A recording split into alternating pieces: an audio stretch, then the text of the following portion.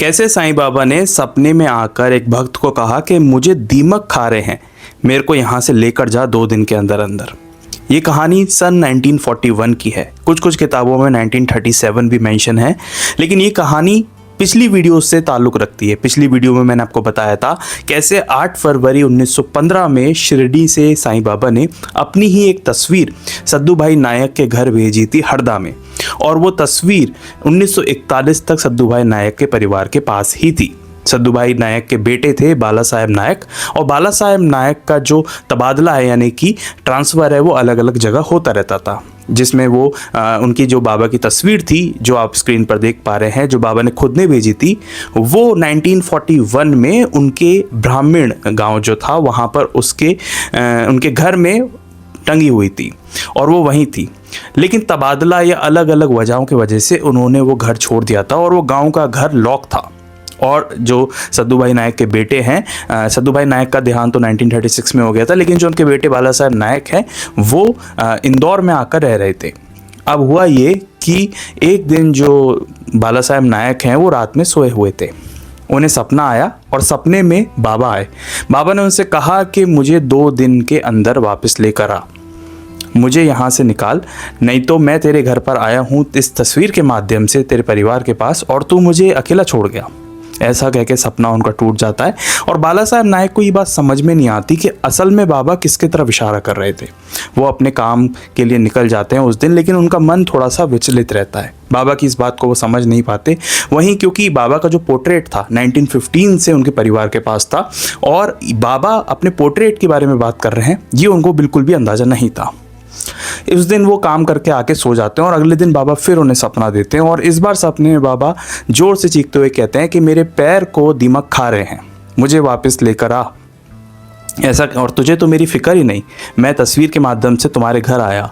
ऐसा सुनकर जो सद्दू भाई नायक के बेटे हैं बाला साहेब नायक, उनको बिल्कुल हैरानी हो जाती है कि आखिर बाबा का इशारा किसके तरफ है। दूसरे दिन लगातार दूसरा सपना, उसमें भी बाबा उन्हें चिल्लाकर पास लाने को कह रहे हैं। वो क्या मतलब हो सकता है? बाला साहेब नायक जो हैं इस बात पे थोड़ा सा ध्यान लगाते हैं और सोचते हैं, तो उनको समझ में आता है कि जो उनके गांव में, ब्राह्मण गांव में जो घर है उनका, जो आज बंद पड़ा है, वहीं पर बाबा का दिया हुआ उनका खुद का पोर्ट्रेट रखा हुआ है। बाबा शायद उसी के बारे में कह रहे होंगे। वो अपने ऑफिस से छुट्टी की अर्जी लगाते हैं, छुट्टी लेकर वो अपने ब्राह्मण गाँव में चले जाते हैं। गांव जाने के बाद जब वो अपना पुश्तैनी घर खोलते हैं तो वो देखते हैं कि सामने बाबा का पोर्ट्रेट टंगा हुआ है और बाबा के एक पैर पर दीमक लगी हुई है, क्योंकि लकड़ी के फ्रेम हुआ करते थे तो बंद रहने की वजह से वो लकड़ी के फ्रेम में दीमक लग गई थी, और जो एक पैर है वो तस्वीर का पैर जो है वो दीमक वो पोर्ट्रेट को, उस पिक्चर को, उस तस्वीर को खाने लग गई थी। ये देखकर उन्हें बहुत आश्चर्य हुआ, जिस तरीके से बाबा ने उन्हें सपने में याद दिलाया था कि मुझे 2 दिन के भीतर यहाँ से लेके जा, मेरे पैर को दीमक काट रही है।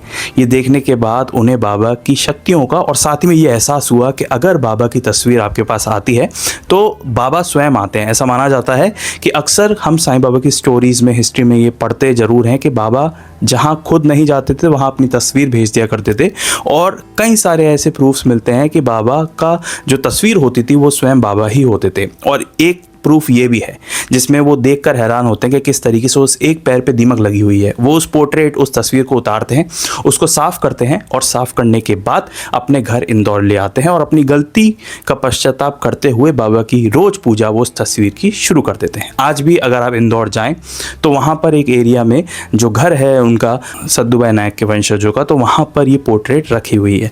तो 1915 की दी हुई ये पोर्ट्रेट बताती है कि बाबा जब तस्वीर के माध्यम से आते हैं तो सिर्फ एक तस्वीर नहीं होती, वो खुद ही आते हैं।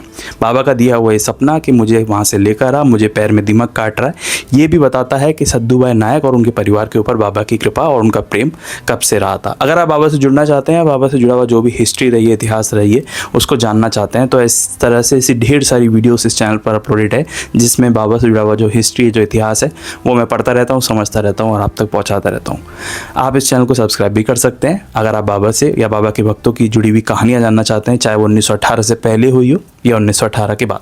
मिलेंगे एक नेक्स्ट वीडियो में एक रियल हिस्ट्री, एक नई कहानी के साथ। तब तक के लिए ओम साई राम।